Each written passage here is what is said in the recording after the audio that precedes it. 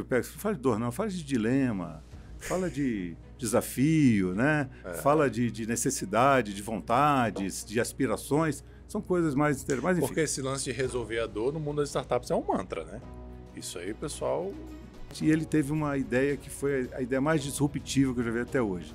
Eu gosto quando o pessoal fala de inovação, todo mundo acha que tem tecnologia por trás, né? Não necessariamente. Por exemplo, ele fez uma inovação no modelo de negócio. Você vai gostar de ouvir essa história. Olá, meus queridos e minhas queridas, eu sou Saulo Mequiles, esse é o Rainmakers, o podcast onde você aprende com histórias inspiradoras de quem já fez chover. E hoje eu estou aqui com ele, que é o Eduardo Galo, o cara que é empreendedor, programador, investidor, conselheiro e o cara que foi responsável por trazer o conceito de Customer Experience para o Brasil e muito mais coisas do que eu estou conseguindo falar aqui nessa breve introdução. Muito obrigado. E aí? Obrigado por ter me convidado, bacana. Prazer estar aqui com você. Quem me conhece sabe que isso é um perigo, né? Você abriu uma caixa de Pandora, trouxe o cara que mais adora falar na história do planeta. Isso, para quem é host de podcast, é maravilhoso. Tá certo, pode ser. Maravilhoso. Acaba sendo um privilégio. Galo, obrigado por estar aqui. Você, é um grande prazer. Quem é Eduardo Galo? Então, essa é uma pergunta que é meio metafísica, né? Quer dizer, a gente... Vamos lá. Mas foi uma pergunta que eu profissionalmente tive que aprender a responder há 6 anos atrás, quando no último movimento da minha longa carreira aí de 45 anos, né, na Labuta, eu tive que parar, quer dizer, a realidade me colocou numa posição de encerrar. Eu não gosto de falar de encerrar ciclo, porque esse negócio de ciclo é coisa de máquina de lavar roupa, né? O cara encerrou o ciclo, quer dizer que acabou, agora a gente vai para o enxágue, né? Mas o fato é que eu tive que realmente parar e fazer essa pergunta. Contei com a ajuda de profissionais, que eu até aconselho, fui buscar uma mentoria profissional para ajudar nessa pergunta, e eles me ofereceram um pacote de recolocação executiva, né? Falei, não, eu quero o pacote inteiro, menos o go-to-market, né? Eu quero a definição do produto, análise de ambiente, etc. E tal. Quer dizer, me tratei realmente como um produto. E o que eu descobri ali naquele momento é que eu sou um cara, atrasado com os conceitos, né? Acho que, de uma certa forma quase curiosa, eu descubro o que eu sou depois que eu já fui. Quando chega no tal final do ciclo da máquina, daquele quase... Aí eu descubro o que eu era. Ou porque alguém fala, ou porque você vai ler, talvez um pouco mais desprovido de vieses, né? Mas, nossa, era isso que eu fazia, né? Então, assim... Quando tem nome para isso? Tem nome? Nossa, é exatamente isso. Você viu aquele filme Into the Wild? Que o cara muda o cara vai para o Havaí, não é para o Havaí, ele vai lá para o Alasca. Como é que é o nome desse filme? Into the Wild eu já vou lembrar o título dele em português. Na Natureza Selvagem. Na Natureza Selvagem. Trilha sonora do Ed Vedder. Exato, é sensacional, né? E, assim, coisas muito interessantes. Pronto, primeiro, o filme é chato pra cacete. Não é? Tem uma pegada monótona. Assim. Não é só isso. Pro meu caso, que a gente é de outra geração, né? A primeira leitura que você faz do filme, você fala, pô, que moleque filha da mãe, né, cara? O cara abandona os pais, né? Quer dizer... renega tudo. Renega o próprio nome, né? Que eu acho que talvez tenha sido isso instintivamente que mais me tocou assim ao ver o filme. E o que é legal é isso, ele vira lá o tal do Supertramp, né? Não sei o que é Supertramp, que era como ele se apresentava, que era o super andarilho, né? Eu não lembro. É isso daí. E ele fica sozinho, e no final, a metáfora que ficou para mim, depois de tudo isso, foi que no final do filme ele morre porque ele consome uma planta errada, que ele viu o nome errado dela no livro que ele tinha de plantas venenosas. Então, a lição que ficou para mim ali é o seguinte, cara, o nome importa. Legal. O nome importa. Você achar dentro das diversas coisas, desse mundo de tendências e modinhas e títulos, né? CFO, CEO, não sei o quê. Você tem que sempre dar uma escaneada nessas coisas, deixar serenar, porque é importante você saber o que você faz. Então, voltando à tua pergunta original, né? Quando eu comecei a minha carreira, sem saber que eu estava começando ela, eu fazia engenharia na UNB, e a UNB tinha um cara lá chamado Galileu, você já deve ter ouvido falar dele, que era um computador, um IBM 1130.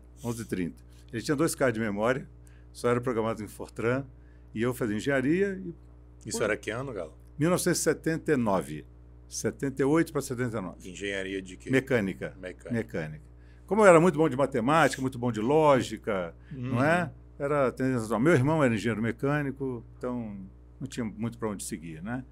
E eu fui fazer essa matéria, cálculo numérico, e alguém falou, pô, por que você não usa lá o Galileu? Eles ficavam fazendo inversão de matriz, cálculo de Maria. cálculo... É um negócio meio babaca. Mas, enfim, eu falei, legal, vamos lá ver, né? O cara nunca mais saiu daquela sala. Que não era sala, era um subsolo, né? Nunca mais saiu daquele lugar. Era um negócio que realmente, que eu estava comentando com você antes, aquilo ali era meu talento nato. Era impressionante, facilidade com que aquilo... E também o prazer que aquilo me dá de fazer. Foi dureza terminar o curso, porque... E ter que largar o Galileu. Não, é porque na realidade eu arrumei emprego rapidamente. Na época não existia ainda uma formação de profissionais, não existia nem se falava que era TI. TI, então, TI é brincadeira, TI já é coisa de... Tanto é que quando você veio falar para mim, você falou em informática. Informática, né? Que já é velho, né? Mas na minha época era processamento de dados, que é pior ainda, né? E aquilo ali foi interessante, porque eu comecei a trabalhar muito cedo, né? E eu não sabia. Então, mais uma vez, eu não sabia, eu era um hacker. Eu não sabia. E eu era tão bom quanto um hacker. E eu tinha tanto valor quanto um hacker teria para uma coisa que nem existia ainda. Então, eu era disputado peso de ouro e nem sabia disso. Né? Para mim, eu achava era legal. Né? Imagina, um jovem de 19 anos. Né? Só queria saber de programar, então. Programar e jogar basquete. Né? Que acho que esse foi o grande equilíbrio da minha vida, que eu de uma vida de atleta também. E isso me manteve, acho que um pouco ligado a outras necessidades, né? A necessidade também de pensar em treinar, enfim. Foi um equilíbrio bacana, eu recomendo a todo mundo. Trouxe esse ensinamento para minha família, né? Enfim. Então, veja bem, eu era muito bom naquilo, requisitado. Aos 25 anos de idade, eu achava que eu sabia tudo. Porque daquilo eu sabia tudo, não é? E realmente, daquilo, não é que eu tivesse esgotado, mas eu estava... E ali naquele momento, eu falei, poxa, mas aí veio o pessoal que gosta, né, dos livrinhos aí dos TED Talks, né, o seu Simon Sinek, né? O Let's Start with Why, né? Aquela Golden Circle, aquela coisa lá, enfim, né? Separando o joio do trigo, tem muita bobagem, muito hype, mas tem coisas valiosas ali, aquele ensinamento. E eu, sem querer, fiz essa pergunta para mim mesmo, pô, por que eu faço aqui? Né? Eu cheguei à conclusão que eu fazia aquilo ali porque aquilo ajudava outras pessoas. De repente, eu descobri que do outro lado de um programa que eu escrevia, tinha gente que se beneficiava daquilo. Você facilitava a vida das pessoas imensamente. Descobri o tal do cliente, né? Exatamente. Aí eu brinco, todo mundo fala, cara, a Julia Roberts também descobriu, se apaixonou pelo cliente, para ela deu certo, né? Então eu brinco que... Poucas pessoas vão pegar essa referência aí. Ok, mas a ideia é essa mesmo, né? Aqui a gente joga sempre para os lados. O fato é que eu descobri que para o programador, tanto quanto para a Julia Roberts, né? Para Pretty Woman, não era uma grande ideia se apaixonar pelo cliente, mas eu acabei me apaixonando metaforicamente pelo meu cliente. E no início, eu vou ser sincero, que aquilo tinha um pingo de arrogância, né? Do tipo, aí, ó, bundão, tô resolvendo sua vida, valeu? Se não fosse eu, você estava esperando o seu olerite ser datilografado. Fiz o seu... Imagina, um programa que emitia olerite, né? Mas, enfim, né? A coisa é por aí. Então, avisar pra galera que o olerite é contra-cheque, né? Contra-cheque, pessoal. Desculpa. As referências... É o que eu falo assim, eu só sou velho, eu não sou velhaco, né? Mas a questão é que, a partir dali, eu comecei a entender que tinha valor que eu entregava fazendo aquilo, né? E que, em cima desse valor, eu era obrigado agora a ter outros padrões e patamares, né? Eu tinha que aprender mais. E foi ali que eu comecei a ligar essa entrega ou essa capacidade de fazer coisas, né, na área de informática. E aí as coisas já começaram a ter nome, né? Pra você ter ideia, não tinha curso na UNB.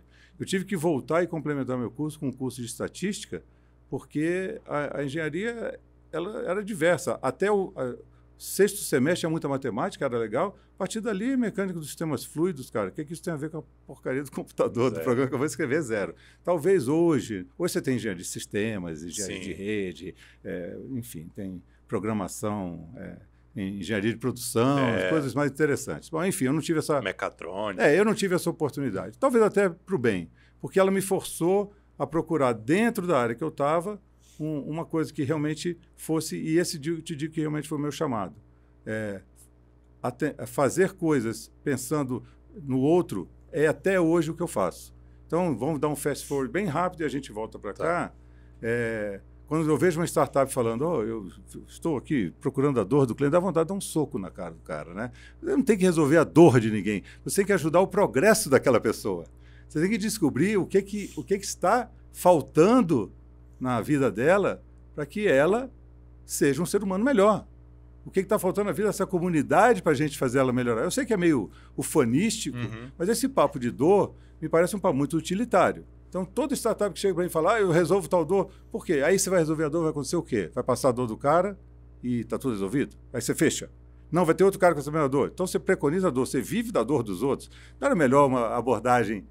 Eu sei que é metafísico que eu estou falando, mas eu procuro orientar muito. Então, todo mundo que eu estou orientando, né, que eu mentoro muitas startups também, que os caras vêm falar, eu pego, fala de dor não, fala de dilema, fala de desafio, né? Fala de necessidade, de vontades, de aspirações. São coisas mais interessantes. Porque esse lance de resolver a dor no mundo das startups é um mantra, né? Isso aí, pessoal... Onde você vai, tem que resolver a dor, tem que resolver a dor, tem que resolver a dor. Você, daqui a 5 minutos, você vai descobrir que eu acho 99% dos mantras uma merda, mas tudo Vamos bem. Lá, já adorei você. 99% deles. O que não quer dizer que eles não estejam... Eles têm uma base certa, mas eu acho que muitas vezes a colocação é feita para um consumo rápido, que não deixa aparecer o motivo daquilo ali. A gente vive hoje um mundo muito simplificado, muito simplista e para usar uma palavra que você usou ainda agora, pasteurizado. Isso aí eu concordo plenamente. Exatamente. Não tem profundidade mais em nada. Exatamente. Eu vou te dar, assim, vamos ficar um pouco aqui na frente, eu já volto para trás. Eu prometo que eu fecho todos os parênteses que eu abro, hein? Beleza. Eu tô marcando aqui. Eu tinha um funcionário meu que falava assim, Galo, você começa a falar às vezes, você vai, abre parênteses, ele fala assim, a sensação que eu tenho é que você dá um salto triplo mortal carpado, que você vai cair de cara no chão. Aí, magicamente, você cai num rolamento de Kung Fu Panda, né? E faz uma mesura. Mas isso demonstra uma capacidade de raciocínio absurda, que você sai abrindo parênteses e depois conseguir concatenar e fechar. Mas eu vejo, por exemplo, na startup hoje, uma coisa que ela tem um grande defeito na concepção do modelo. Né? Antigamente, eu tinha prometido que não ia falar essa palavra. Antes, em momentos atrás, o que acontecia é que a pessoa que pensava em fazer um empreendimento tinha esse desejo, perpetuar o nome, ganhar dinheiro, ser relevante, enfim, N motivo, whatever. Hoje o cara abre uma startup para vender. Então, eu não consigo respeitar uma pessoa que não consegue se apaixonar pelo negócio dela.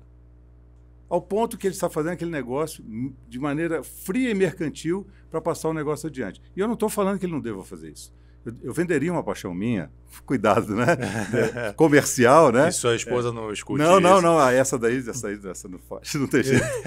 Mas eu tenho preço, eu vendi o meu negócio, né? Quando a gente chegar lá na frente, vocês vão entender que eu vendi um negócio que eu fundei dentro da minha área de paixão, né? Foi E eu tive a capacidade, vamos dizer assim, bastante... foi muito propositiva de saber que era um final de mais um ciclo, né? Agora talvez seja já a secagem, né? Daqui a pouco a gente estão pendurando a gente aí. Mas, enfim, então eu comecei a trabalhar especificamente com sistemas para cliente, né? Naquela época, o que a gente tinha na mão era as infelizes máquinas de atendimento que... Tá bom, pessoal, pode me xingar, né? Eu não cheguei a inventar essas URAs, né? Unidade de Resposta Audível, na falta de um nome melhor, né? Nossa. Em inglês era o IVR, Interactive Voice Response, era um pouquinho mais adequado, né? E a URA, minha mãe falava, era aquela máquina que todo mundo queria mandar a merda, né? E a minha mulher sempre fala, tinha que ter uma opção disque zero para mandar essa máquina. E o pior é que acabou acontecendo isso, né? Mais tarde a gente entende. O fato é que eu comecei a programar sistemas assim, e com o meu background de mainframes, que eu trabalhei com mainframe durante muito tempo, né? Eu tinha uma vantagem competitiva desleal com a minha concorrência, que era tudo pessoal de telecom. Porque como a máquina era atendida pelo telefone, naturalmente aquilo ali ficou na órbita da Telecom. E eu botava esse cara no bolso, assim, desculpa, dava até dó, né? Porque eu era capaz de integrar sistemas que eles levavam anos, meses para fazer, eu integrava todos os dias. Porque o sistema era a minha origem. Aí eu tive que penar um pouquinho para entender Telecom, mas vamos combinar aqui. Não era tão difícil assim. E aquilo foi uma história de sucesso, foi legal, né? A gente conseguiu durante muito tempo atender grandes bancos no Brasil, e os bancos eram os grandes usuários, né? Sim. Ao ponto, inclusive, que o maior fornecedor brasileiro tinha sido oriundo de um banco, que era o oriundo do banco BMC, salvo engano, que era a BMK, que depois virou GMK, e que detinha a maior parte dos sistemas. E eu comecei a fazer sistemas que eram orientados, de fato, a um uso mais condensado, né, mais denso do que o sistema apresentava. Então, posso falar, o pessoal vai ficar meio chateado comigo. Eu já fazia transformação digital em 84, meu chapa. Essa vai dar polêmica. Vai dar polêmica. Essa vai dar polêmica. Eu quero que alguém sente aqui e me defina o que é a transformação digital. Agente de inovação, transformação digital já na década de 80. Senta aqui e fala o que é a transformação digital e eu vou te falar que todos os elementos estão lá. Não é? Nós províamos acesso do cliente final a informações dele em tempo real na base de dados do banco. Ele tinha acesso ao saldo dele. Eu tive a sorte de cruzar no meu caminho com um dos bancos, um dos clientes mais inovadores, estou falando inovação, né? Mais inovadores que eu conheci na minha vida, que é um banco extinto, talvez até por isso, né? O Banco Nacional. Patrocinador do Ayrton Senna, acho que só por isso o pessoal lembra. Tive o prazer de conhecer o Senna, ele gravou algumas mensagens em algumas máquinas nossas, né? Que legal. Foi assim muito interessante. E era um banco, os caras eram, nossa, era sensacional a mentalidade inovadora dos caras, de desafiar o status quo, desafiar o que tinha que ser feito. Para você ter ideia, o grande boom que a gente teve foi com a entrada da Lei de Defesa do Consumidor, que os bancos foram obrigados a entregar centrais de atendimento telefônico nacionais. O Banco Nacional, com as máquinas que a gente já tinha lá, em 3 semanas estava pronto para atender o decreto. Nós cobrimos o Brasil inteiro, o projeto chamava-se Nacional Online, e nós chegamos a fazer até DOC pela URA. É mesmo? Isso era que ano, Galo? Foi 92. Acho que você desceu de 92. 92. Né? Nós já fazíamos DOC pela URA, transmissão de fax, o cara recebia o extrato via fax. Já começávamos a testar algumas... A Ana tá ali, tem 20 e poucos anos, ela não sabe nem o que é isso. Sabe, tá aqui, olhando o celular, né? Fax, ela não sabe nem o que é isso. Fax, então... o fax depois tem uma história engraçada para a gente contar disso. O fato é o seguinte, aquilo era uma coisa maravilhosa e eu estava muito ligado na cena internacional, então isso foi uma segunda característica que facilitou muito a minha vida. Com essa decisão de trabalhar com cliente, eu não encontrava dentro de casa, dentro do Brasil, muita coisa acontecendo. Então eu me voltei muito para entender o que acontecia lá fora. Né? O que hoje o cara faz esses tours aí para ir para o Vale do Silício e tudo mais. Para a gente era praticamente a chance de sobreviver. Então, essas máquinas que eu trouxe eram máquinas importadas, muito legais, já faziam muitas coisas interessantes. E no meio do caminho com o Banco Nacional, um dia um cara me chama lá e fala, vem cá, a gente está com uma ideia maluca aí. Eu falo, o que é? A gente está querendo fazer um projeto aqui, eu não posso falar para ninguém, chama-se Banco Virtual. Aí, banco virtual, como é que é isso? É um banco sem agência. Eu falei, vocês são loucos, né? Como é que um banco não tem agência, né? Eu ia na agência do meu banco 2 vezes por semana, né? Sim. Você toma cafezinho com a gerente, né? Aquela coisa. Leva os boletos para pagar. Boletos para pagar, conta de luz, né? Os caixas eletrônicos estavam mal sendo aceitos ainda nessa época, se você lembrar. Já tinha passado aquela primeira fase que a vovó não pegava dinheiro no caixa, mas ainda tinha. E a ideia deles era uma ideia genialmente revolucionária, né? Estava começando a surgir um negócio chamado internet, né? Isso que na realidade não era bem internet, era o acesso remoto de modem, né?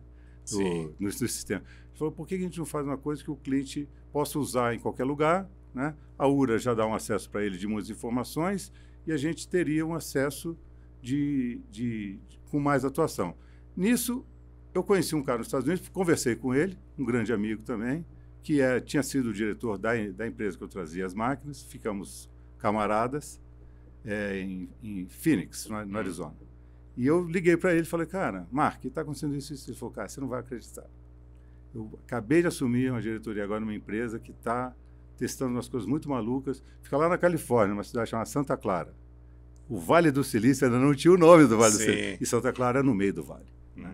Falou, vamos lá, passa uma semana comigo lá que eu vou te mostrar as coisas. E eles me mostraram. Acesso à internet. Foi a primeira vez que eu vi uma propaganda www na televisão. Caramba. E o sistema era um sistema legal, todo visual, a programação e tudo mais, chama-se Edify. E eu larguei tudo que eu estava fazendo, peguei todo o patrimônio que eu tinha e investi na representação exclusiva da Edify no Brasil e assumi o projeto do Banco Virtual do Banco Nacional. Nessa viagem aí você tomou essa decisão? Comprei, foi um investimento, hoje eu não saberia dizer a ordem, mas para mim era tudo. Foi all-in. Foi all-in. Né? E, bom, vou encurtar a história, o Banco Nacional faliu 3 meses depois. Você faliu o Banco Nacional. Eu não, eles me faliram, né? Eles acabaram com o teu sonho. O Banco Nacional faliu 3 meses depois. Me deixou alavancado.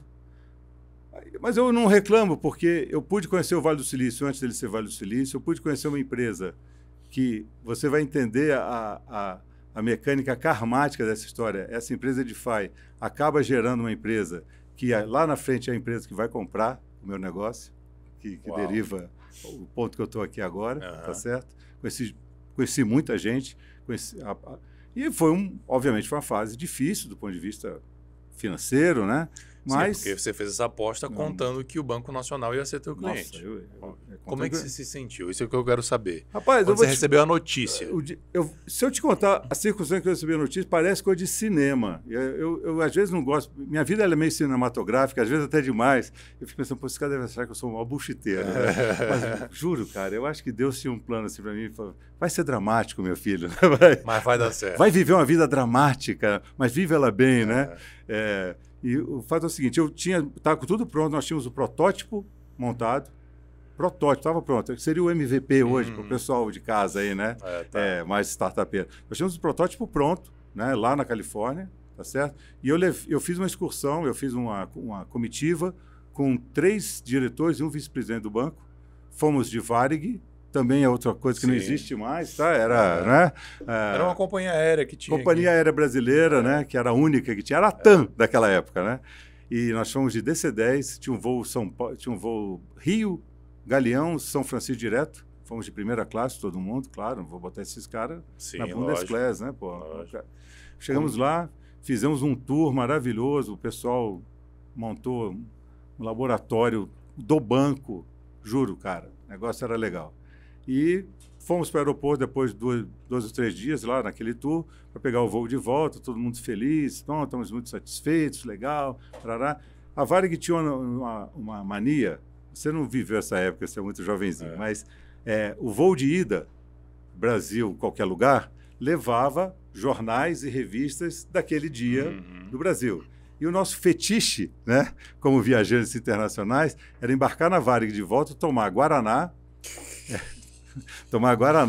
comer feijão, não é? E ler os jornais e revistas do dia anterior. Pois bem, o jornal do dia anterior, a capa era o Nacional faliu. Meu Deus. Você estava voltando no avião com esse projeto a 1000 na tua cabeça. Tudo pronto. O MVP estava pronto. Era agora rolar, né, os investimentos e ia dar um trabalho do cacete, né? Fazer isso numa escala nacional para um banco. Mas era um trabalho que tu ia amar fazer. Montar equipe. A sorte que eu estava pequeno, né? Era eu e mais 2 ou 3 pessoas que me ajudavam, né? Então eu quebrei pequeno, mas eu quebrei grande, né? Para mim, né? Para mim foi tudo, né? Mas qual foi, assim, você pegou a sensação foi eu tive a primeira sensação foi de estupefato, né? Sem acreditar. Não acreditava naquilo. A segunda foi, eu sou taurino e eu sempre fui um cara, se me dá um problema, eu tento resolver, seja ele qual for, né? Putz, sensacional. 90% das vezes eu vou fazer merda, mas eu tento. Né? Não me traga um problema. Eu fico me coçando para resolver. Mas é melhor do que não fazer nada. Né? E aí eu comecei a pensar o que fazer com aquilo e mas vai continuar, não sei o quê. O Banco Nacional foi adquirido pelo Unibanco, que era um banco. O Unibanco era um banco do tamanho, sei lá, de nada, e ele ficou com o acervo do Nacional, tudo. O Unibanco não tinha cartão de crédito, ficou com o cartão nacional, primeiro cartão de crédito do mundo a colocar a foto da pessoa no cartão. Olha a criatividade dos caras. Os caras eram inovadores. Muito. Ficaram com a Nacional Seguros, que era uma seguradora top, muito bem montada, e ficaram com os nossos projetos. O projeto do Banco Virtual virou o tal do Banco 1, que o Unibanco até tentou tocar do jeito dele, e eu tentei me inserir nessa. Eu continuei, empresário, sim, estou aqui. Mas acho que eu era associado demais à história do banco, né, do Banco Nacional. Alguns caras chegaram a ser presos, inclusive no banco, porque a coisa lá era feia, né? O motivo dele falir foi feio. Foi feio, teve muita falsidade, enfim, né? Não vamos entrar nesse mérito. Até porque isso é motivo para... Né? Isso aí está na justiça até hoje, né? Amigos meus, caras que eu conhecia, chegaram a responder criminalmente. Foi um negócio pesado. O fato é que eu fiquei a partir dali, eu fiquei tentando vender aquela ideia para outros lugares. Obviamente, eu fui expulso de algumas reuniões. Eu me lembro de um banco, eu não vou falar o nome, lá no Rio, que o cara falou: meu filho, você veio falar aqui de internet para banco? O senhor podia se retirar, por favor? Tá brincando. Sério, ele falou, você é louco, né? Você não sabe os critérios de segurança. Hoje eu olho para trás, dou uma risada meio sarcástica, assim, mas enfim. Então foi difícil, eu comecei, você me pergunta a minha sensação. Teve um quê de desespero e um quê de muito desafio, não é? Um quê de aprendizado, do tipo, amigo, não joga coisa com gente grande se você não for grande o suficiente com eles, porque você está violando... Eu violei um dos princípios aristotélicos lá da prudência, né? Tá. Isso é básico, né? Aristóteles é legal, né? Então, um dos princípios aristotélicos é esse. A prudência é você usar o seu conhecimento para não se expor a besteira no futuro. Claro que o outro quadrante é o wisdom, né? Que é o conhecimento, você precisa procurar, né? Você precisa batalhar. E eu acho que eu exagerei demais em um e no outro, né? Tá. E a partir dali foi uma recuperação. Quantas horas de voo com essa... 12. Digerindo isso aí. Nossa. Eu ia para os caras, e os caras, não, honestamente, eu acho que chegou um momento ali pela segunda ou terceira hora que a minha empatia entrou e eu comecei a ficar com dó deles. Entendi. Porque se eu estava ferrado... Imagina os caras. Neste voo teve um que foi preso. Entendi. Tá? Então, eu imagino, por exemplo, a cabeça dele onde estava com isso. Né? Foi... Porque ele poderia imaginar o que estava acontecendo. Enfim. Então, foi isso. Né? Aí, essa fase foi uma fase que eu diria de muito aprendizado, porque eu fiquei tentando vender uma coisa que estava muito à frente do tempo dela, né? Trazer um conceito que já tinha sido, vamos dizer assim, preconizado pelo banco, mas, olha, foram uns 5 anos aí, até ali pelo ano 2000, a gente conseguir... eu diria que até aquele conceito ele foi virar realidade quase que uma década depois. Né? Ali, meados, talvez para o final dos anos, entre 2007 e 2010, que realmente o uso intensivo da internet, né? E aí eu tenho minhas teorias, mas elas são só minhas ideias. O fato é que eu tive que voltar um pouco atrás, né, na agenda de inovação, me associar a outros caras, a outras empresas que estão fazendo coisas mais tradicionais no Brasil, né? E numa dessas daí eu conheci o povo lá, eu acabei fazendo uma parceria com uma outra empresa que me chamou para fazer a manutenção no sistema que eles tinham lá na NetSul, era uma empresa de TV a cabo, que fazia TVA lá em Porto Alegre. Eu fui lá, fiz um projeto legal, e gostei muito, era uma gauchada boa, os caras legais. Quis o destino que 5 anos depois, esses mesmos gaúchos fosse o grupo que, com a grana da própria NetSul e do Zero Hora, do Grupo Zero Hora, comprassem a operação de cabo da Globo, que era a Globo Cabo, que virou a NET. E deram o nome NET para isso. Então a NET surgiu, né, sem nada, sem nenhuma tecnologia, e por força do trabalho que a gente tinha feito, o José Félix, que é hoje presidente da Claro, né, ele tinha sido meu gerente de projeto. Nossa. Ele falou assim, aquele carequinha lá... É bom. Acho que faz um negócio legal. E ali... A sorte é a oportunidade que encontra o preparo, né? Quer dizer, frase meio manjada, mas é muito boa. Muito boa. A gente eu tinha me preparado melhor para as coisas que estavam acontecendo, e estava com um pessoal melhor de negócio, melhor de comércio, que isso sempre foi uma falha minha, eu sempre fui um bom vendedor e um péssimo comerciante. Talvez você consiga entender. Tá, ok. Talvez o propósito, excesso de propósito às vezes atrapalha um pouco teu raciocínio comercial, Sim. não teu raciocínio de vendas, porque o vendedor propositado é um grande vendedor. Com certeza. Eu fechava negócio, mas a parte empresarial, financeira, estratégica... E principalmente essa, né? E eu tive sorte de conhecer um cara, nessa época, 20 anos mais jovem que eu, Alexandre Bichir, e esse é o contrário. O Alexandre era aquele cara que vendia assinatura da Vejinha São Paulo. Ou seja, o cara era bom, cara. Vendia anúncio na Vejinha São Paulo. Tá. O cara era bom, cara. O cara era bom. Né? E a gente se juntou justamente nesse negócio da NET, e ele teve uma ideia que foi a ideia mais disruptiva que eu já vi até hoje. Eu gosto quando o pessoal fala de inovação, todo mundo acha que tem tecnologia por trás, né? Não necessariamente. Por exemplo, ele fez uma inovação no modelo de negócio, e você vai gostar de ouvir essa história. Até então, eu vendia sistemas de equipamento. Eu vendia Zuras. Meu ciclo de venda era longo, porque era caro o equipamento. B2B, ciclo longo, de uma coisa não muito óbvia. Eu vendia para um público difícil de vender, que era o pessoal de telecom, né?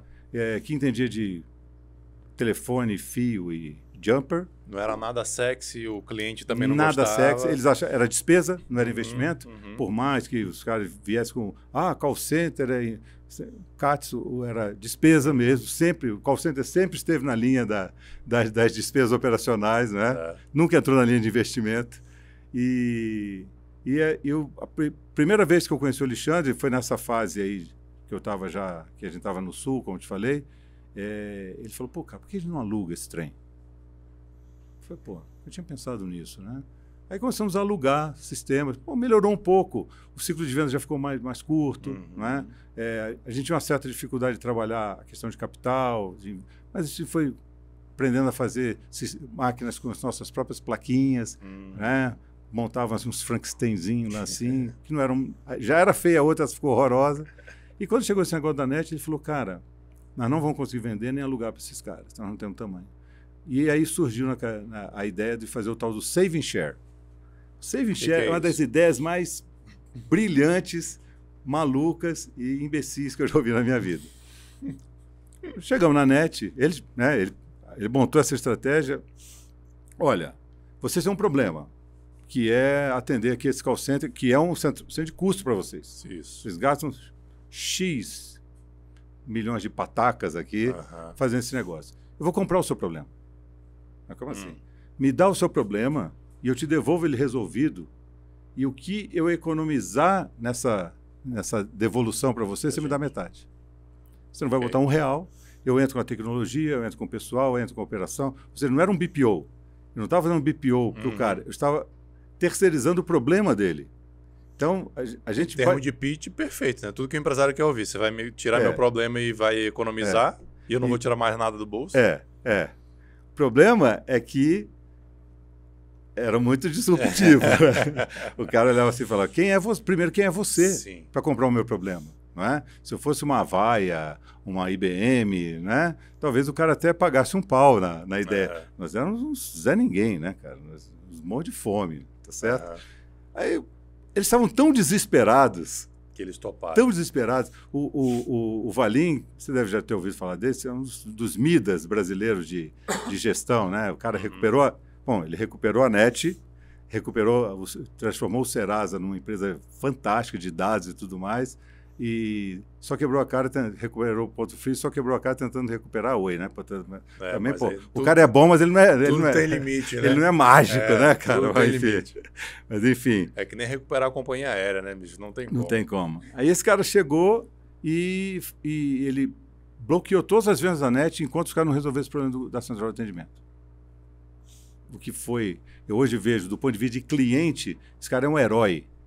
Ele é um dos poucos empresários, desses líderes, que eu vi falar que o cliente está em primeiro lugar, o cliente realmente é importante para a empresa, e tomar uma atitude em nome do cliente. Todo mundo fala, ninguém fala porra nenhuma, né? Eu brinco assim, não, o cliente tem sempre razão, mas não fazemos trocas aos sábados, nem aceitamos cheque terceiro.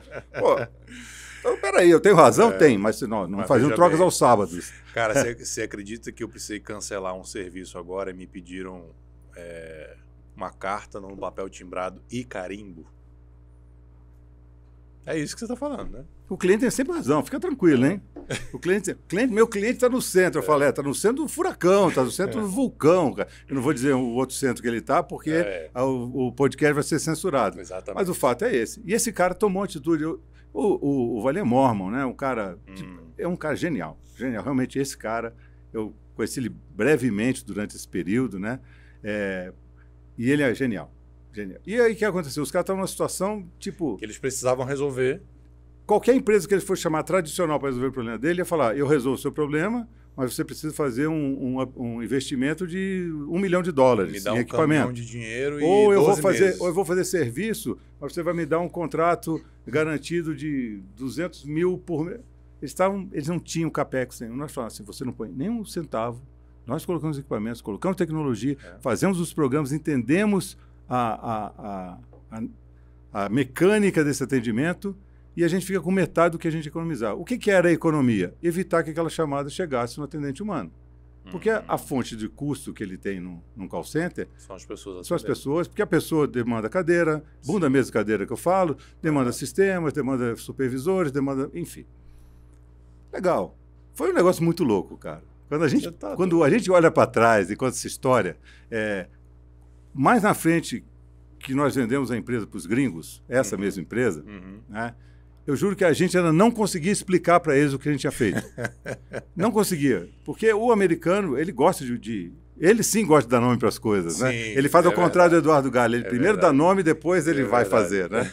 É um BPO? Não é um BPO, cara. É rent? Então, também não é aluguel. É saving share. Ele falou, eu sei que está em inglês o que você está me falando, mas eu não entendo o que você está me falando, né?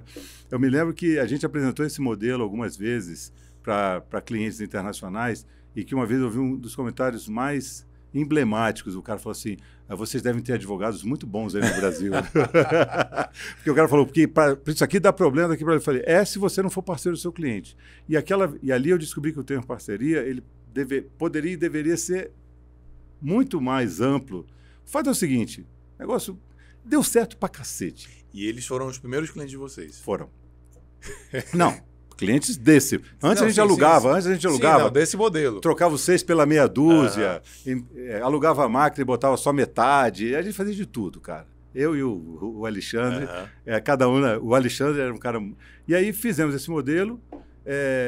O que aconteceu? No primeiro mês, nós já tínhamos uma fatura de R$300 mil. Uau. Eles tinham 2%. A medida básica era quanto de automação, quanto de retenção de chamada,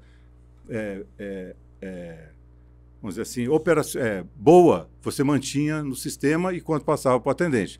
O que mantinha no sistema era lucro, porque eu estava evitando um custo humano, que era o grande custo dele. Então, a tal da retenção era, vamos dizer assim, a nossa KPI básica, né? Eles tinham 1% de retenção quando nós entramos. Ou seja, nada. Todas as chamadas passavam para o atendente e passavam bagunçadas. No nosso primeiro mês, nós preconizamos que a gente ia fazer 5%, fizemos 10%. No segundo mês, a gente estava em 15%, eu falei, vamos parar qualquer projeto de melhora agora, porque senão vai assustar a cria. A caça vai sair correndo. Então, foi um negocinho absurdo. Né? O crescimento foi muito rápido e a gente começou a ter que aprender a lidar com o modelo, porque vamos combinar. A gente foi que nem o Juquinha, né? O dá ou desce, né? A guria falou, tá bom, eu dou. Eu falei, e agora? Não sei. Eu só sabia até essa parte da ameaça, né? Sim. A gente estava mais ou menos nessa. Então, isso foi 2005, tá? Então, de 2005 até 2010, nós vivemos anos, assim, mágicos, cara. Mágicos. E os caras deviam amar vocês. Eles amavam. Tinha uma turma que eu odiava. O call center, eu decidi que eu não atravessava mais a rua na frente da Contax, nem da Atento, porque o dinheiro que a gente ganhava era deles. Sim. Você ganhava diminuindo a conta que ia share of wallet da NET só diminuía, porque em vez dele pagar 1.000, ele pagava 500 para o cara e os 500 que ele economizava, ele ainda ficava com 250. Entendeu? Grosso modo, né? Sim. Assim, foi muito legal. Um dia a gente conversa sobre isso, se você quiser saber detalhes. A gente foi evoluindo o modelo, porque esse modelo foi o modelo inicial. A gente criou uma série de de bandas, de máximo e mínimo. É interessante. Foi legal ver o modelo de negócio surgir de uma necessidade. Sim. De uma realidade, entendeu? Não de uma dor. Porque aquilo ali tanto era uma realidade sustentável que hoje a empresa está aí, até hoje, funcionando. A NET é cliente agora chama-se Mutante a empresa. A NET é cliente da Mutante até hoje. Caramba. Né? Até hoje. Nós renovávamos nossos contratos. Nossos contratos eram de 4 anos, com denúncia em 2 anos, se fosse necessário. Nós renovávamos todos os contratos num ano e meio. Caramba. Porque era muito legal. Ao ponto, a coisa ficou muito boa, ao ponto... E aí aconteceu outra coisa que para mim foi assim, uma mudança que talvez tenha sido a mudança de cenário mais importante. Parei de falar com um cara de telecom, comecei a falar com o C-Level. Porque aquela solução passou a ser estratégica para a empresa. Totalmente. Está entendendo? Em quantos meses eles voltaram a vender? No segundo mês. Pois é. Então, segundo mês. Sim. Cara, eu tenho um negócio que eu não trouxe, eu vou te mandar depois. Eu fiz uma apresentação no Inova Summit aqui, ano passado. Infelizmente, no mesmo palco do Karnal, os caras achavam que eu era o mini Karnal. Mini não, que eu sou duas vezes o tamanho dele. Mas... Era o dublê do Karnal. Era o dublê do Karnal. Falei, ser careca realmente às vezes é uma merda, né? Mas tudo bem. E eu tenho um clipezinho, que é um clipe do Fábio Pochá zoando a NET. Sim. Eu vou ligar para a NET, a NET, eu odeio a NET, não sei o quê. Aí eu pego um pedacinho do clipe. Não, Judite é da TIM. Judite, depois ele foi zoar a TIM, porque não dá mais para zoar a NET. Entendi. E eu tenho um clipe do Porta dos Fundos, não estava com ele participando, infelizmente, mas é da mesma galera, em que um stand-up lá, que é o Gregório do Vivier, começa a falar mal da NET, e o pessoal do público fala, tem mais graça não, cara. A NET agora resolve tudo rapidinho, tem uma voz lá legal, o cara tem gente boa, porque a gente foi o primeiro cara a gravar a URA com voz de homem. Nós fizemos um estudo psicossocial para entender como é que a gente fazia aquele atendimento. Porque como a gente tinha que reter a chamada, eu tinha que seduzir e atender o cliente naquele... Mas, obrigado por ligar. Não ia dar certo. Sim. Então começamos a usar atores de voz, dubladores. Sim, ficou mais natural, né? E a grande sorte da nossa vida, um americano, linguista, gênio da linguagem, das interfaces de voz, era casado com um brasileiro. E esse cara fala português melhor que todos nós, e ele não tinha nada que fazer aqui, e a gente adotou ele no nosso projeto. James Giangola, esse cara, virou VP da Google, ele que faz boa parte das interfaces de voz da Google hoje. O cara é um gênio. E ele também é um cara que eu sempre faço questão de mencionar, porque esse cara... Então, assim, existia a capacidade técnica que eu aportava no projeto. E eu já estava fazendo aquilo há tanto tempo que, cara, eu sabia tudo. Sabia o que era, o que não era. E engraçado que coisas... Que eu não sabia que eram importantíssimos, como, por exemplo, coletar todos os dados. Então, hoje o pessoal fala de inteligência artificial e esquece que para você ter uma política de inteligência artificial boa, você tem que ter tido uma política, uma mentalidade de dados melhor ainda. Massiva. O cara, vamos botar o ChatGPT. Amigo, é o Google Plus ou esteroides, né? Se você não tem os seus dados... Acabou. Se você não tem uma mentalidade de dados... O que você está fazendo aqui? E eu já fazia isso sem saber. Já era data-driven. Mas porque eu acho que eu era meio neurótico. Então eu sabia, por exemplo, se o usuário estava falando comigo no telefone, quanto tempo ele levou entre ouvir a frase e teclar uma coisa. Eu tinha esse tempo cronometrado. Estava guardado lá em algum banco de dados. Cara. Quando esse negócio começou a virar dado de análise, aquilo revertia nas nossas interfaces, porque esse cara, ele fala assim, põe mais 10 milissegundos aqui, que isso vai resolver. O linguista. Nós tínhamos eu vou te contar só essa para a gente não gastar muito tempo com isso. Nós tínhamos um caso de uso lá que era o que mais retinha a chamada. Adivinha? Sistema sem imagem na TV. Não é? O cara ligava, tô sem minha imagem. Eu identificava o número do chamador. Quando a ligação estava tocando na URA ainda, eu já tinha o número do chamador. Eu já ia no banco de dados, trazia todo o cadastro dele, relacionava esse cadastro aos trouble tickets que estavam abertos e chegava à conclusão que sim, ele está sem sinal antes de atender a chamada. Uau. Então, quando eu atendia a chamada, eu falava assim, olha, obrigado por ligar para a NET, vejo aqui o telefone que você está me ligando e também vejo que você está que estamos aí com um problema técnico na sua região. Não, o cara já relaxa do outro lado. Ou então fica puto, né? Aí nós, para você ter ideia, a primeira vez que a gente fez esse diálogo, ele matava na faixa de 20% da chamada. Ela tinha 80% de gente que ia no call center e perguntava, o que está havendo aí? É engraçado. Às vezes o cara do call center tinha que inventar desculpa. Não, o carro bateu no poste. E a gente ouve. E uma outra coisa que eu fiz, e esse não foi instintivo, como eu ia cobrar a NET por chamadas retidas, eu decidi que eu ia gravar a chamada inteira. Uhum. E para gravar a chamada inteira, eu fiz um movimento tecnicamente bizarro. Eu peguei a máquina de atendimento e coloquei ela na frente do atendimento do call center. Que ninguém faz isso no mundo. Para dizer a verdade, eu peguei essa máquina e botei ela na central da Embratel. Ou seja, a gente botou a máquina na nuvem. Juro. Tá Cloud! Botou uma máquina... Sério, botar a máquina na central da Embratel. Eu me lembro quando a gente foi apresentar a primeira vez o pitch para vender nos Estados Unidos, teve um cara que falou assim, oh, there's a cloud system. Eu falei, hã? Cloud? Yes. Aí, anota aí, cara. Anota esse nome aí. Anota esse nome aí, parece importante. Então, a jogada foi essa. Nós tínhamos gravação de tudo e a gente tinha um trabalho muito forte de analisar aquilo.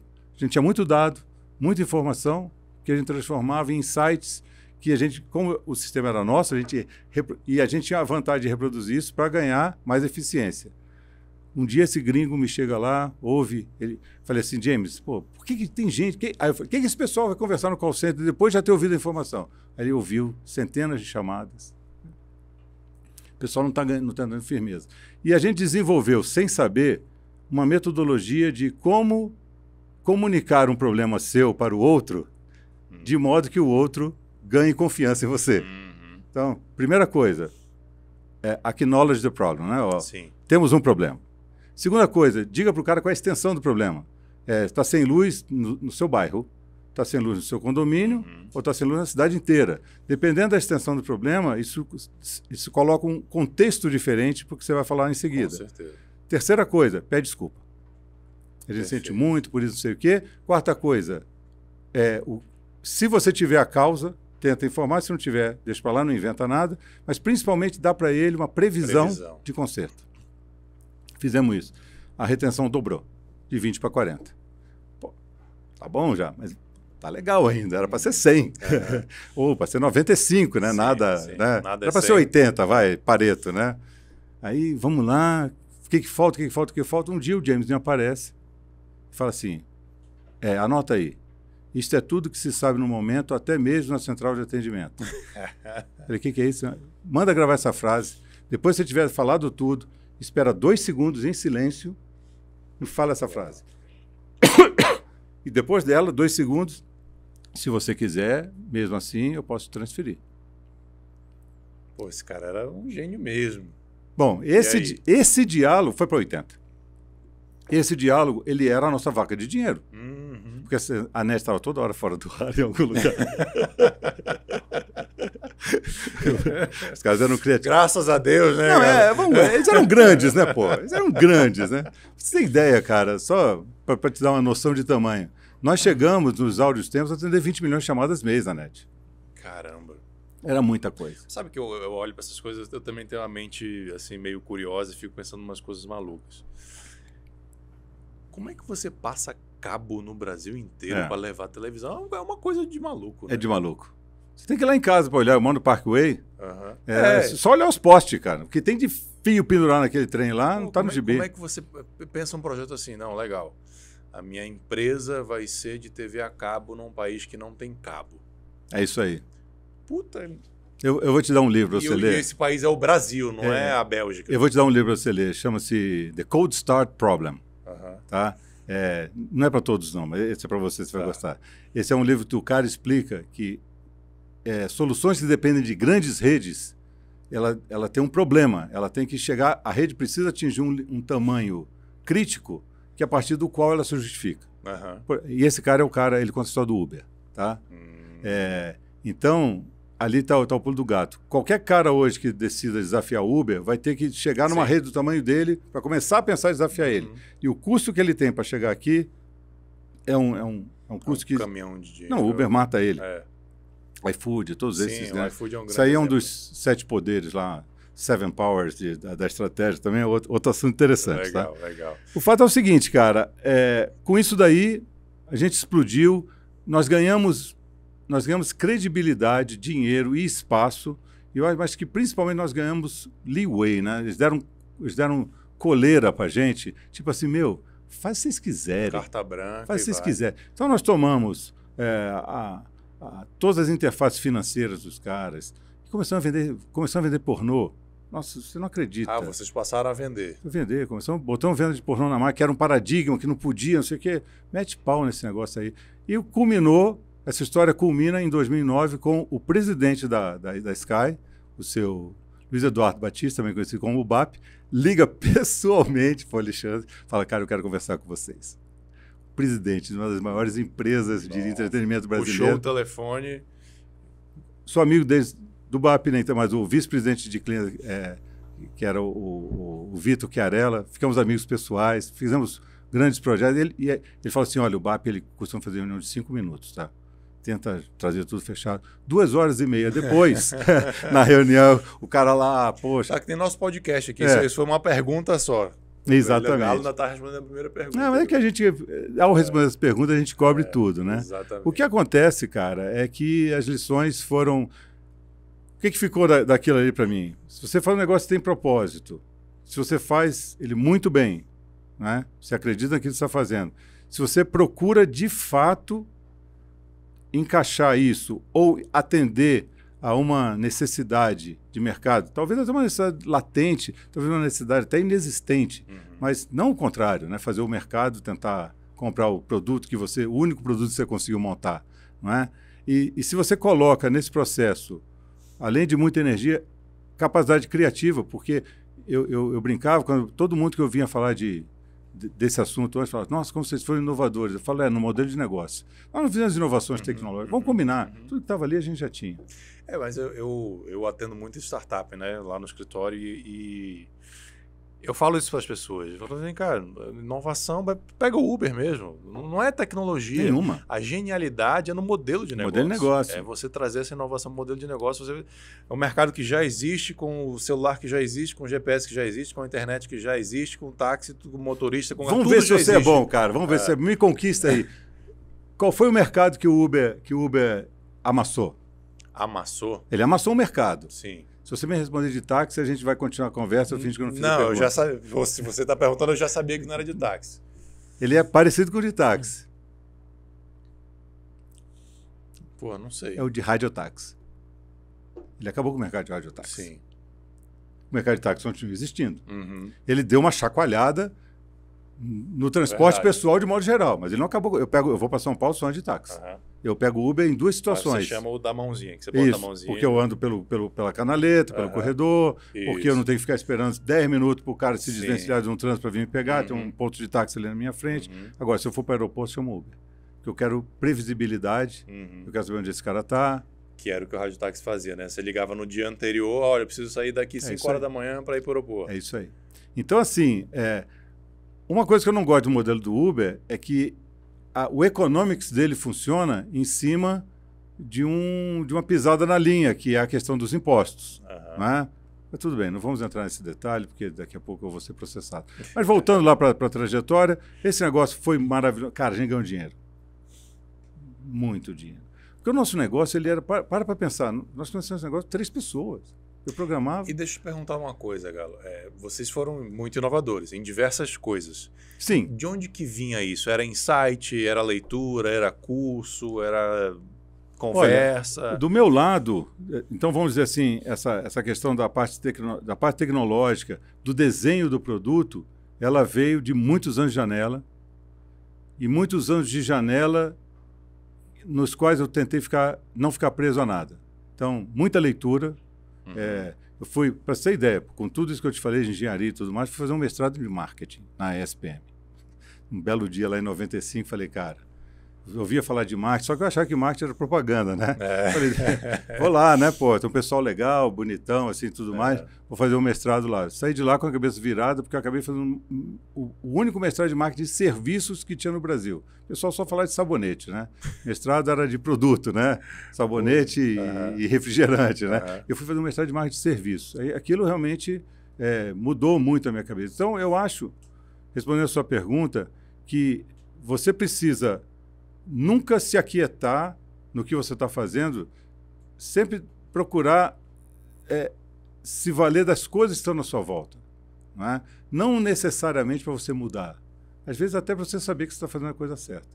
Não é? Então, eu nunca fui muito fã de grandes teorias. Eu passo longe da maioria dos livros de autoajuda empresariais que a gente tem por aí, The Lean Startup, né? Não sei o que. Legal.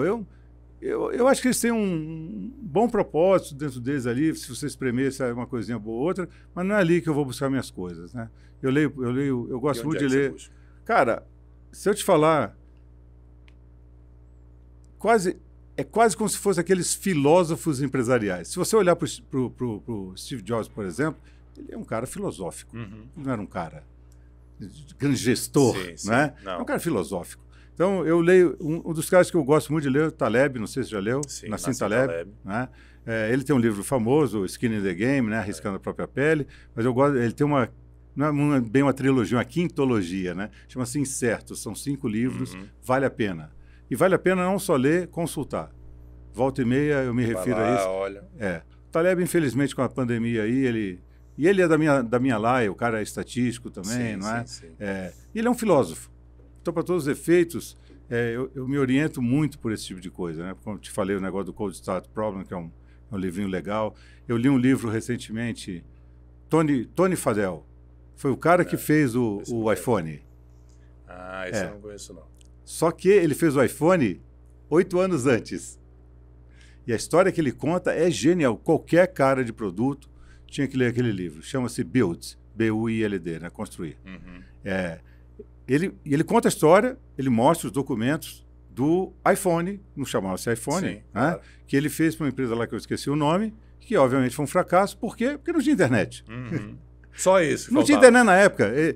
E é interessante que ele usa essa experiência, e mais tarde, obviamente, ele é contratado pela Apple, não é?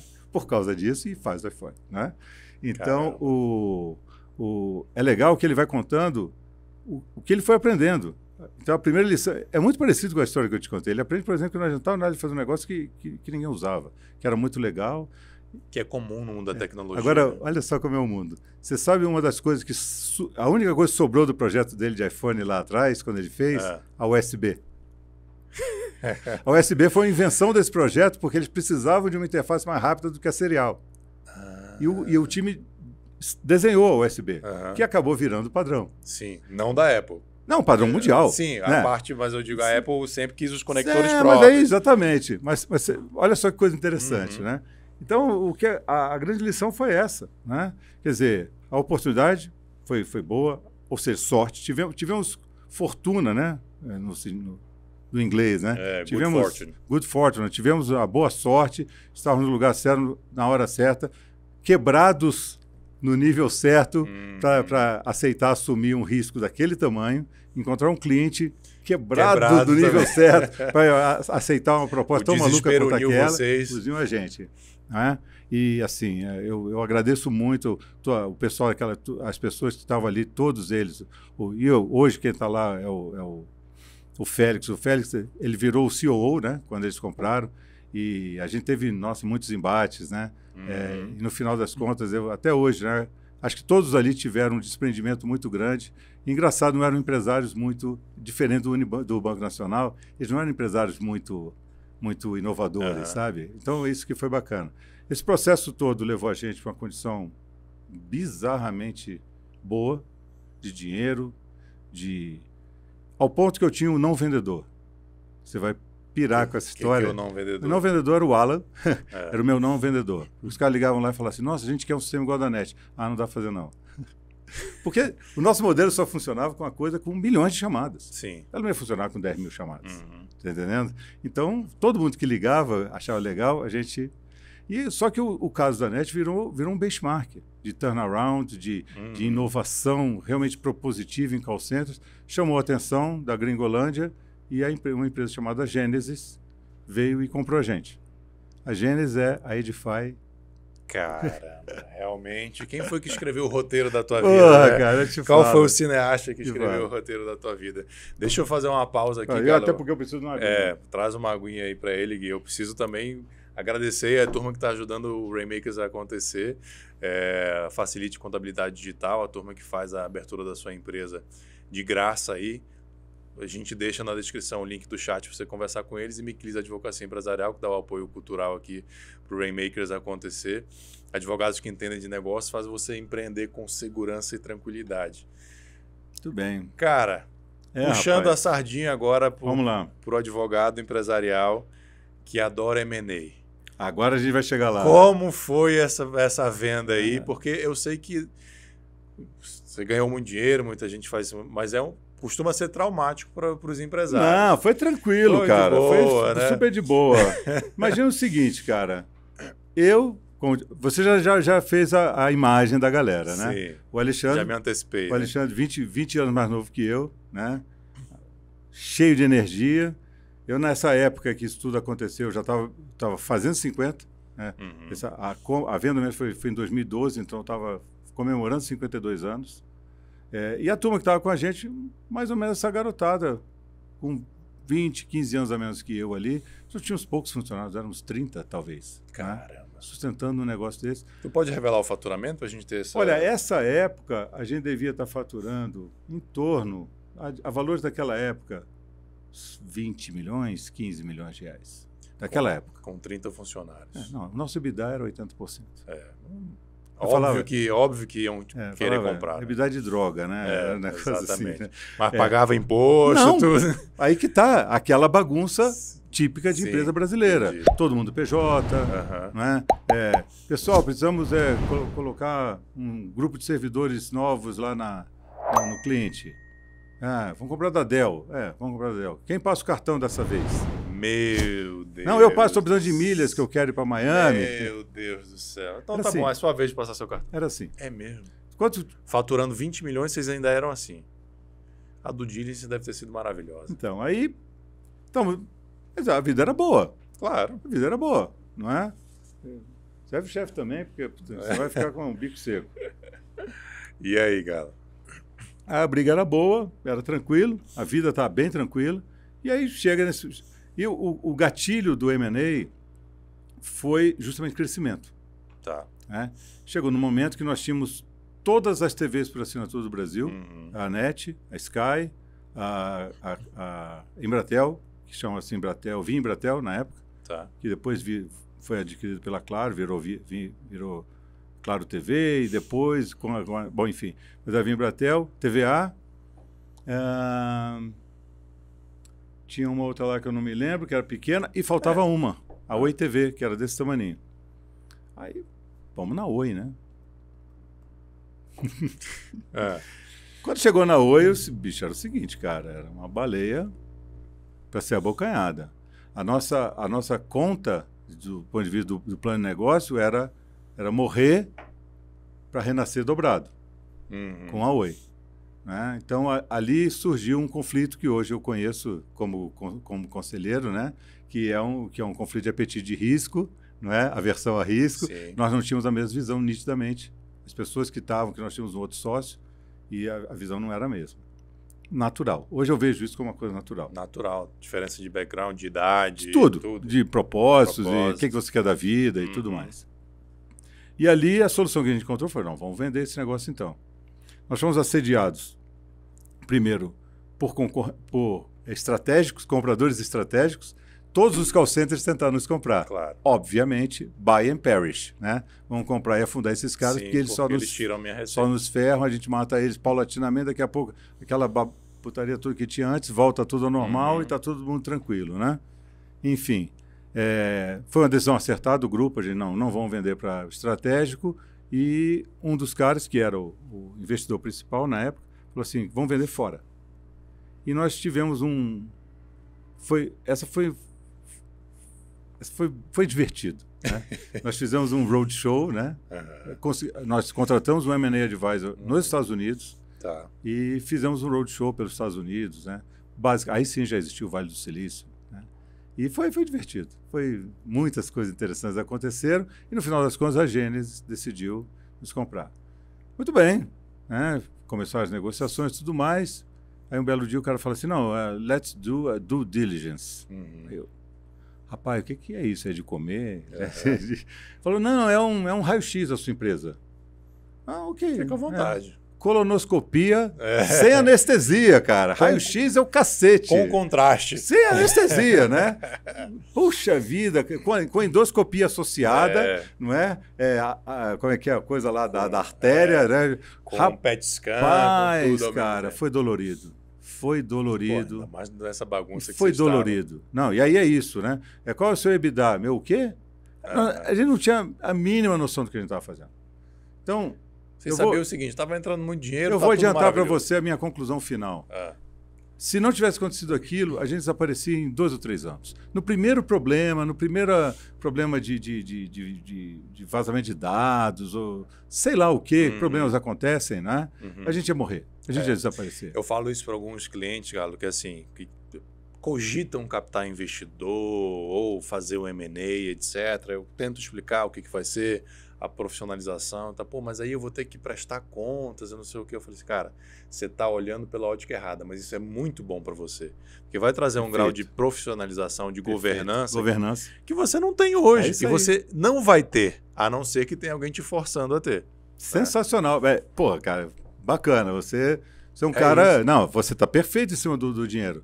O que aconteceu ali foi... Só que o problema é que do ponto A para o ponto B dói. Dói, claro que não, mas dói. Dói. A gente achou, e pelo menos eu achei, que tinha doído a due diligence e toda a negociação. Claro que os caras nos ferraram, né? Todas as táticas. Eu fiz depois uma pós-graduação de M&A, no INSPER, e aí eu olhando e falando, nossa, como a gente é tolo, né? Os caras usaram todas as regras do livro para nos ferrar, né? Impregnaram a nossa cabeça, fizeram um acordo de EBITDA, para depois lá na frente o EBITDA só caía. Todo mês o nosso preço de venda diminuía, né? M&A não é para não é para fracos. Mas o fato foi o seguinte, no final das contas o negócio era tão bom, mas tão bom, que mesmo um bad deal como aquele, né? Não foi bad deal, né? Bem um deal que não fosse... Não foi o melhor possível. O que a gente imaginava, né? Foi bom. Para dizer a verdade, foi mais do que bom, né?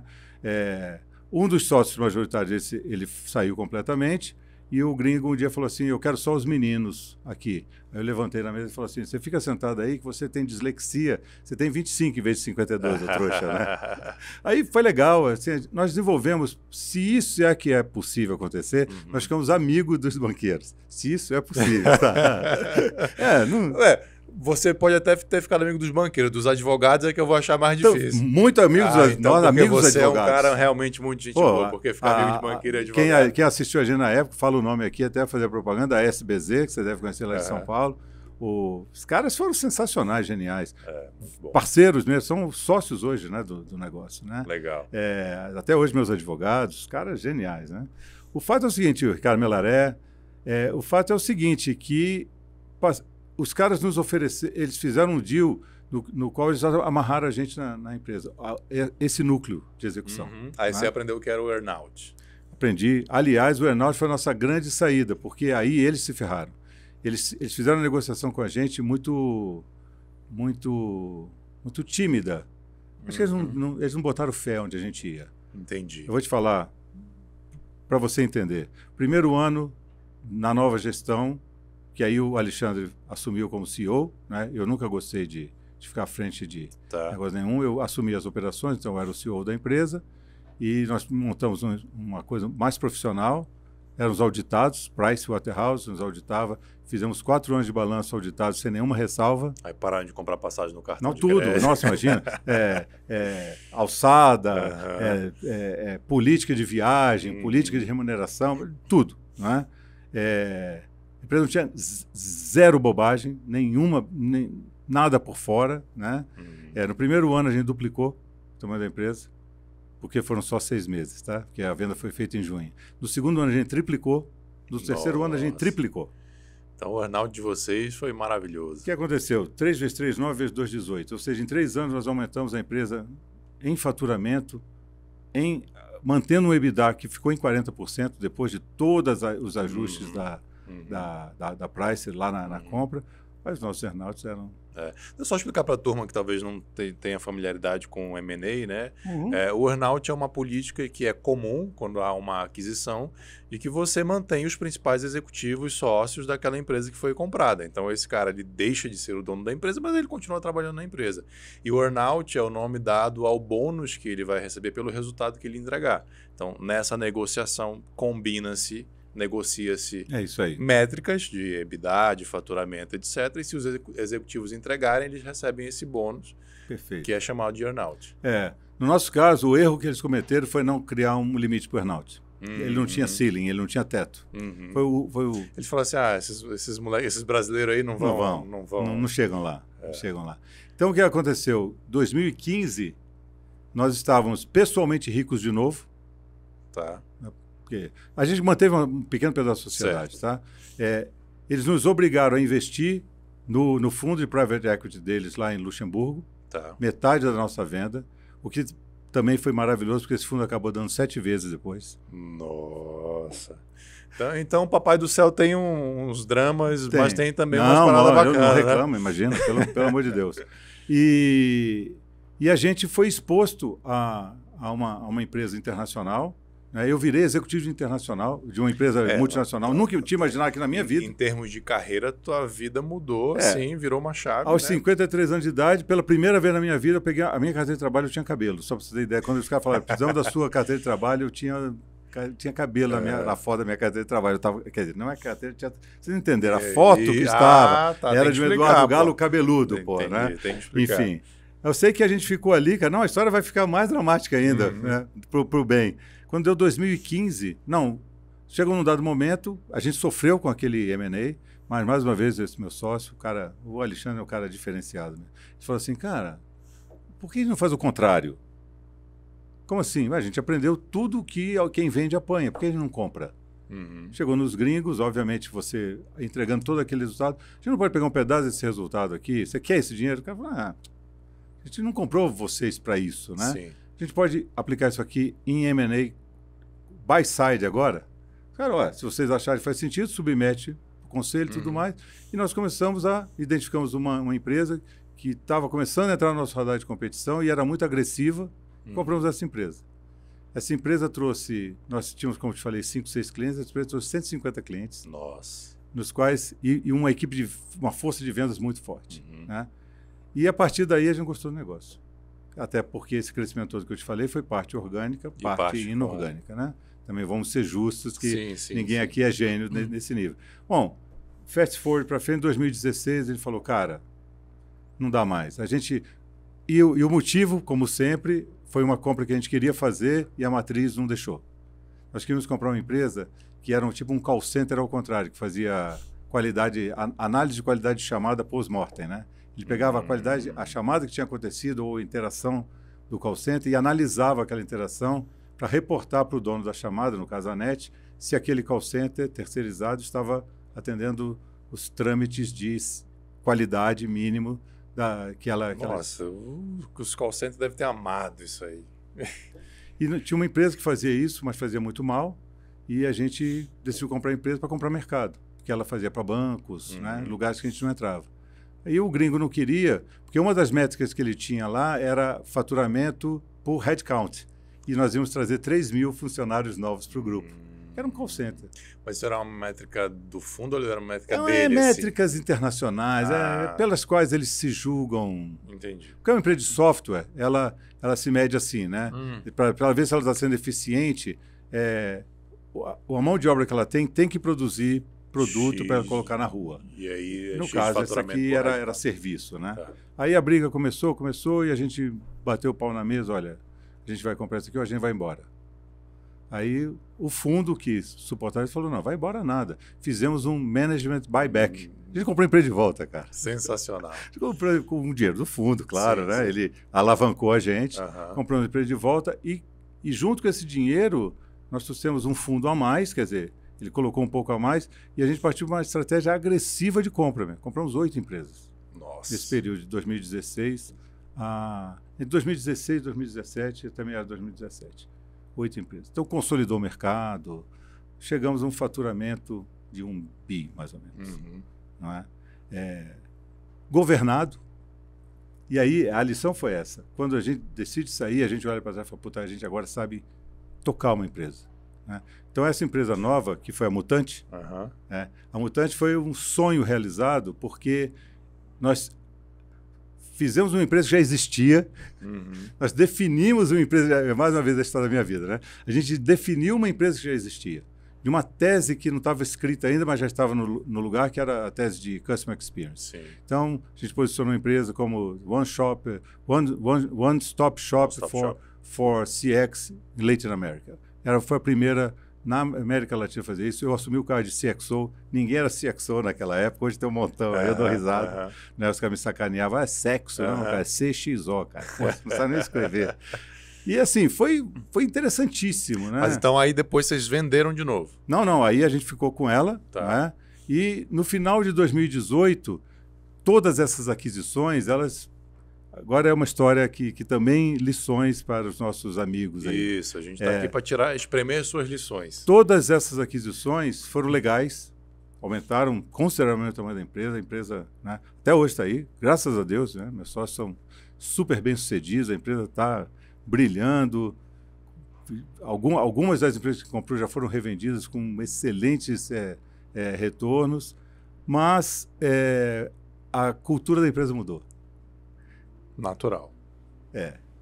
É quase que inevitável, né? Exato. Então, assim, eu talvez tenha sido uma coisa que eu demorei um pouco para perceber. Eu estava tão envolvido ainda, porque eu fiquei com toda a parte da